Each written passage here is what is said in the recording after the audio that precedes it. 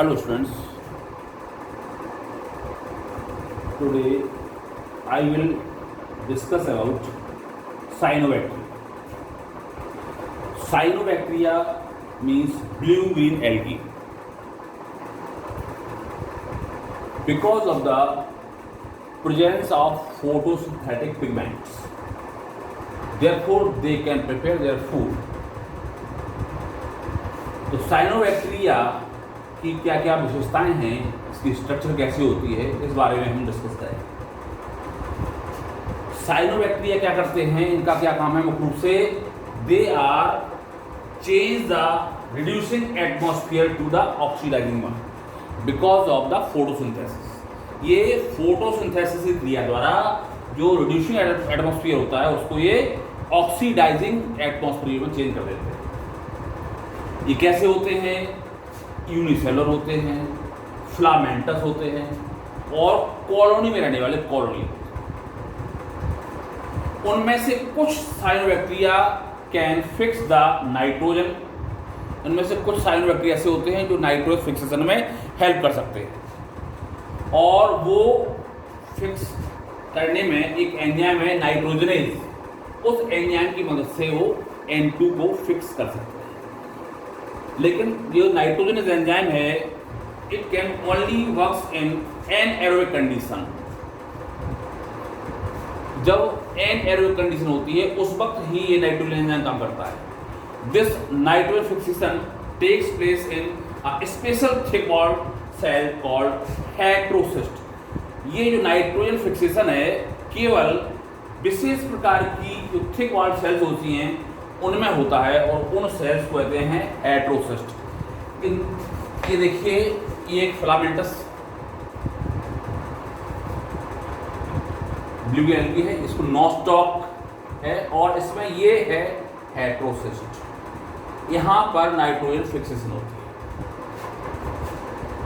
जरूर नहीं है कि सब में हेट्रोसिस्ट पाई है। ऑसिलडोरिया है उसमें वो भी एक फिलामेंटस है, लेकिन इसमें कहीं हेट्रोसिस्ट नहीं पाई जाती है।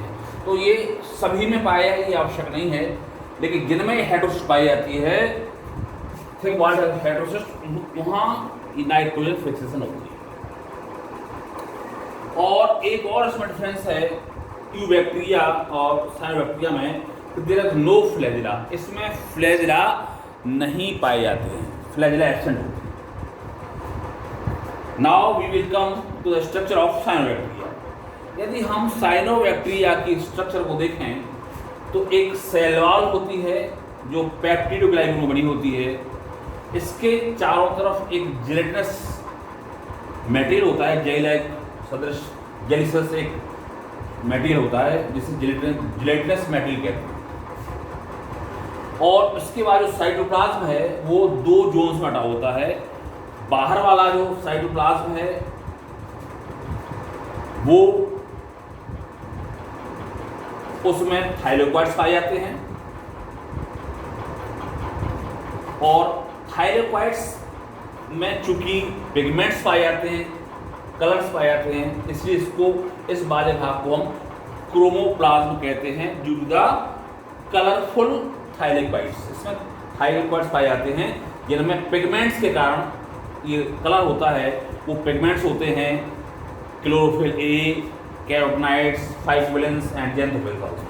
तो by the presence of these pigments the colour of this part is multicolored, so this part is known as chromoplasm. इसमें जो कलर हरा रंग होता है इस वजह से ये क्या कहलाता है? क्रोमोप्लाज्म कहलाता है। इसके बाद एक अंदर इसका जो साइटोप्लाज्म होता है जिसे हम एंडोप्लाज्म कहते हैं।